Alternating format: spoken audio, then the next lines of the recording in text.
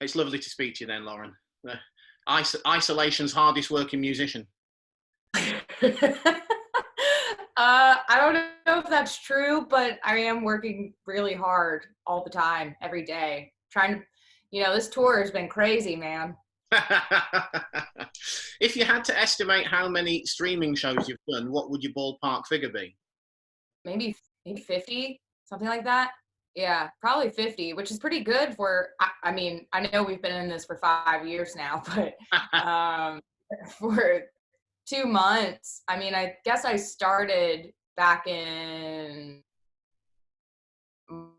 March or April. So yeah, probably 50. It might be more. I don't know. That's amazing.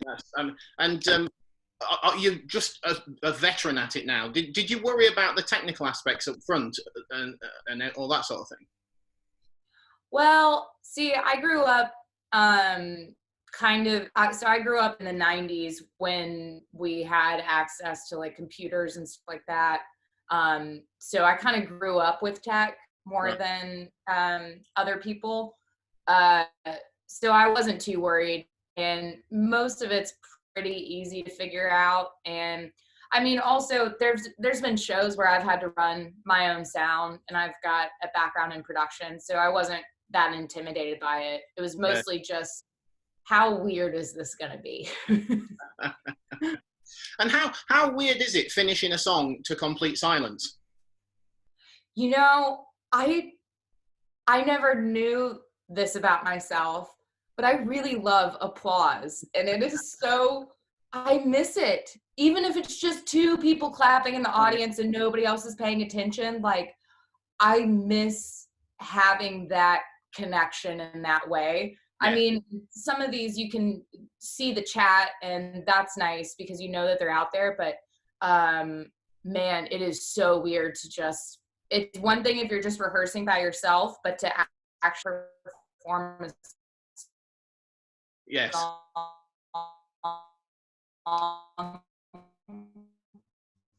and then it's weird. we did a Stage It show with Candy Carpenter last week, and she finished her first song, and then there was silence, and she reached across and pressed this machine and just generated applause. I've seen that. Yeah. I don't think I want to spend extra money on fake applause. But I think that it is really funny, and it probably helps. So look, you've got a new song out, and it's a wonderful new song. Thank you. Yeah, I'm excited.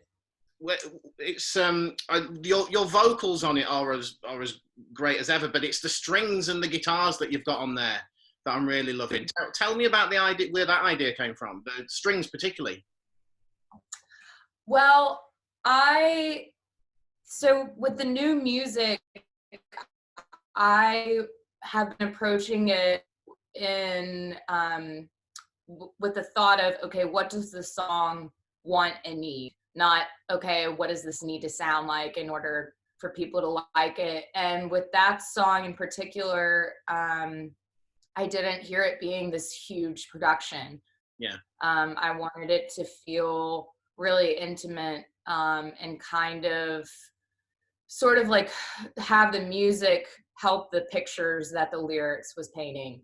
And to me, pedal steel, cello, violin, viola, all of that just added such a sweet tenderness to the song, because it's not really a sad song, even though there are bits of it that can feel sad. It's more nostalgic. So to me, those were the best instrumentations to put around that. And then of course, acoustic yes guitar, because that's how it was written. Luckily, because I'm working on a shoestring budget, he's so talented. He was like, okay, great. Yeah. Cello, viola, violin. Perfect. I got you. And he did a gorgeous job with the string arrangement. It is gorgeous, and it really does add to the song as well. Yeah. Well, I love strings. Back when No Saint was released, for the release party, I wanted to play with the string quartet. Mm-hmm. at the time, the label said no to that idea. So then I just had a house party with friends and did it anyway, with 3 of the songs off the record. And I loved that arrangement with some of the songs from No Saint. So I think that, you know, I've loved that sound. So it was really fun to put it on this new single. And is the "You Ain't as special as you think you are" line aimed at one particular person, or is it an amalgam of people? Well, I think initially it was stemming from a certain emotion because of my personal past relationships. But I think the line is much bigger than that. I think that it's positive and negative, which is kind of life. Yeah. I think that it applies to me, and it's a good reminder for me to know that, okay, everything that I'm going through isn't special. A ton of people are going through this too. Yes. And there's some comfort in that. But on the flip side of it, it's also, you know, going back to the chorus. And I guess lately I've experienced a bit of heartbreak. So I guess the line could be aimed at a few different entities. Well, that was going to be my next question, actually, in that I could take that line to be directed at a professional, on a professional level as well. Yeah, I think it definitely could apply to that. So let's touch on that, and then we'll circle back round to new music again. Yeah. When I spoke to you last, which was in Birmingham at the Brett Eldridge gig, yes, you were on a shoestring budget touring hostels with your sister. And I asked you a very pointed question about your record label, which you did a very diplomatic answer, because it looked weird to me that somebody on a major label was having to do that type of tour. And then events transpired in March. So did you see what Big Machine decided to do coming, or was it a surprise? I was in the moment definitely shocked, and pretty heartbroken and confused. Yeah. But after some time, taking some time to process it, I'm not surprised. You know, I'm very grateful that I was able to put out that record with Big Machine, and they gave me the opportunity to do that. And I'm really proud of I mean, it's been tough. So, you know, there's definitely there's been signs of, okay, I don't think that they're 100% behind me. So, you know, I mean, it is what it is. And, you know, you keep going. So I'm not stopping. And the good news is, you know, I would have made a version of No Saint with or without them. And this next record, I'm really, really excited about it. And, you know, I want people in my corner that believe in it. Yeah. And good news is I can continue to tour hostels with my sister just like I was before. So nothing really changes now that I don't have a deal. Yeah. And I mean, they put 7 years of work into you, which you are going to benefit from. But it feels like a bit of a waste of their time to me in some respect. Did you feel like that? Well, to me, I think it's a missed opportunity on their end, because I am going to continue to record music. I'm going to continue to make music videos. I'm going to continue to tour. So this isn't, you know, a one record and okay, I'm done now. Like this is my life's work. So for me, I feel like I brought a lot to the table, and to finally put out a record that got such big praise without any marketing or any push. And then to say, okay, that's it, bye, to me seems like a missed opportunity on their end. But, you know, I I don't know exactly what the thought process was because I never was given any information. No. So it could be a business thing. It could just be they don't like cello. I don't I don't know. I mean, did they clue you in as you were going along as to what their measure of success was? No, I think radio has always been a big thing for them. And that is, you know, having a radio hit is a big goalpost for them. Which great, that's awesome. But you know, then that also leads me back to me being confused about why Running Out of Road didn't go to radio, or why we didn't push any of the songs off the record to radio. So it's kind of like, okay, yeah, I didn't, you know, have a hit on radio, but we also never sent a song to radio. No. So No. yeah, I'm not sure. But I guess I was not it in their eyes. Yeah. And because for me, the brand and the success that you built up in the UK and in Europe was amazing. You know, you are, the news broke to fans over here, and people were quite upset for you, which is a measure of how you've connected with fans in the UK and Europe, and you've toured over here, you know, relentlessly. And that on a debut album, that to me is a measure of success. Yeah, honestly, I don't think that they thought that the European UK tour was that important, because I did ask for them to get my plane ticket to help me tour over there, since I didn't have any tour support, and they declined. And to me, it's very short-sighted. Because what I've experienced over there, people are people. It doesn't really matter where they live. So if you build a crew and you build an audience of people that are going to show up to the show and buy the merch, and you guys queue way earlier than they do in the States. To me, that's, you know, those are real people. Those are real fans, and that's so to me, it's just very short-sighted to not think that a European UK tour is important, because I wholeheartedly disagree, but that's their viewpoint. And maybe if they had been to the shows, then they would have a different opinion, but I don't know. A stream is a stream, and a t-shirt sale is a t-shirt sale, isn't it?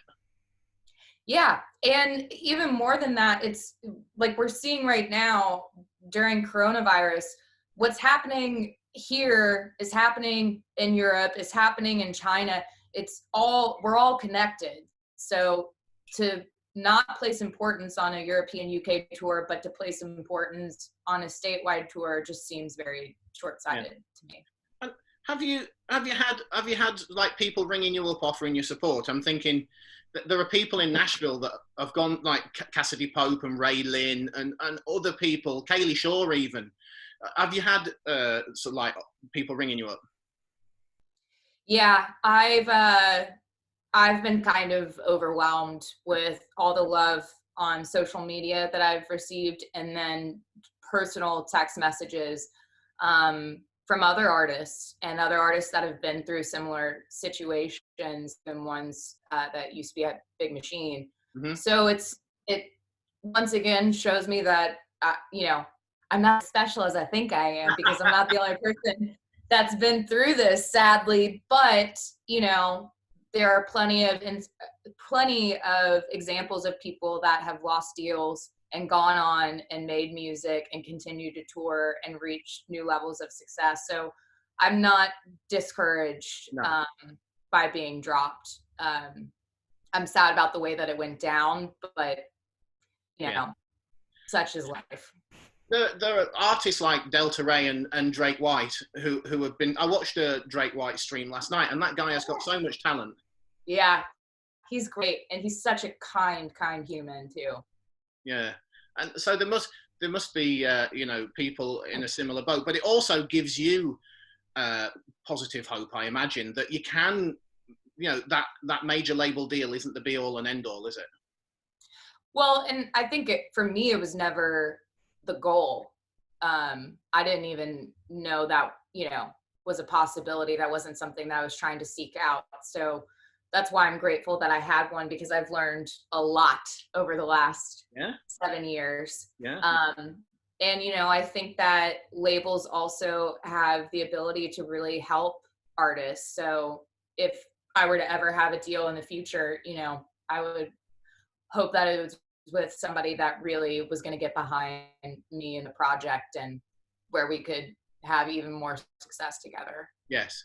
And speaking of success, with Ingrid Andress and Gabby Barrett having chart success, that do you feel like the tide has turned towards women, or do you think that they were like outliers?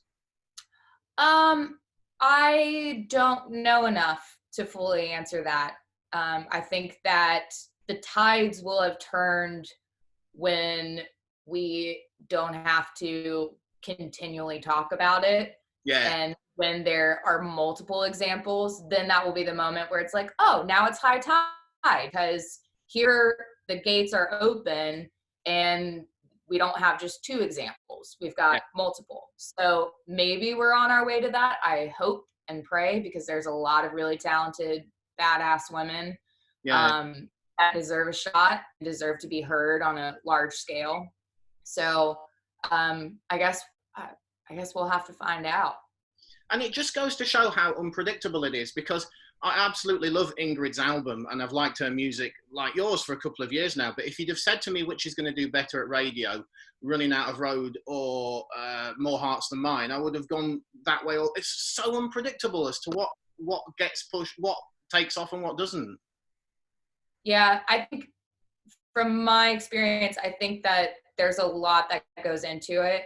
And I think some of it is like, lightning strike, everything has to line up. Yeah, But a lot of it has to do with having marketing, having radio money, having a label pushing you. For women, I don't know if it's that way for men, but I think there's a lot that goes into it that has to go right, and then you have to cross your fingers. yes. So, I mean, for me, it's like I haven't even played that ball game, so I have no idea if radio would embrace me or not. But I did get some good news about iHeartRadio. I don't know if I'm supposed to announce that yet, but apparently they're going to be showing me love. So, Okay. as an independent artist, that's huge. Well, there should be some benefit to the Bobby Bonus class of 2019 group. I hope so. Yeah. Yeah. Which that's probably come that way. So let's circle back round to your new music then. What does the next 6 to 9 months look like for you music-wise? I'm hoping to have the album done. It's interesting during quarantine. The process is a little slower, but it's a lot faster than how long it took to finish the first record. So I am already planning the music videos and getting everything together for that. Gonna see when we could feasibly start shooting, and I gotta raise money for it via stage it shows. Right, yes. Yeah, because I don't think, unfortunately, I don't think touring is really gonna be a thing this year. No. If it is safe to do so, the moment that I can, I will play literally anywhere. I will play to a crowd of 10 people, 6 feet apart. Like, I'm so ready. But, for the rest of this year, it's going to be finishing this album, self-financed, unless an awesome label partners up with me, creating all the music videos. So it's really a very creative time right now, which, sometimes it's hard to be creative when you're touring, because you're on the road and you're tired and you don't want to write a song, and, you don't want to edit a music video after playing a show. So I'm kind of grateful and embracing this creative time right now. It sounds. Are you aiming for a full album, or are you going to be going down the EP route? Well, I don't want to wait to release a full album, so I'm going to break it up the plan is to break it up into 2 EPs and release a couple of songs off those EPs and then release the full album. Kind of the same way that I did the music video series and the short film. It's like, okay, you get a little bit and a little bit more, but you have to watch and consume all of it to get the whole picture. So. Yeah. There's undoubtedly so much thought went into how you release those No Saint songs in all the different formats and the videos. And again, I thought that was fantastic. Thanks. I had fun with it. Yeah. Well, look, we've got to stage it with you on June the 11th. And isn't that crazy that we're still doing this in June? I know. Well, we're booking into August now at the moment with artists. Yeah. It's just going to keep. I was the most crushed of all the shows. I was really crushed about not being able to come back in the fall. I was really holding out hope for the fall. That one was tough. Yeah, no, I can see that. And on that June the 11th showcase, you're going to play us some new songs. Yes. Yeah. So, maybe I'll play some new songs off the record that people haven't heard on the stage yet. Yeah. That would be awesome. That would be awesome. Yeah. And congratulations again on Ain't That Hard. It is it just feels like the natural evolution of you. Thank you. I'm really proud of it. I was glad that we were able to make it so clean. And again, making music with your friends is really, really rewarding, and kind of it was really freeing to be able to co-produce and not have anybody over my shoulder. Yeah. And we just got to make it the way that I wanted to. And then, we're going to do the same with the music video. So hopefully I will have that finished before this whole thing is over. Well, there's a freedom now in being the master of your own destiny. Yeah. It's really great. And it also has been helping me keep my head on my shoulders and keep the lights on by having people tune in to all of these live streams. And, I've personally written so many people because I'm not touring. So I'm kind of grateful for this crazy time that we're in. Yes. As long as everybody stays safe and sane, and lots of hugs after all this is over.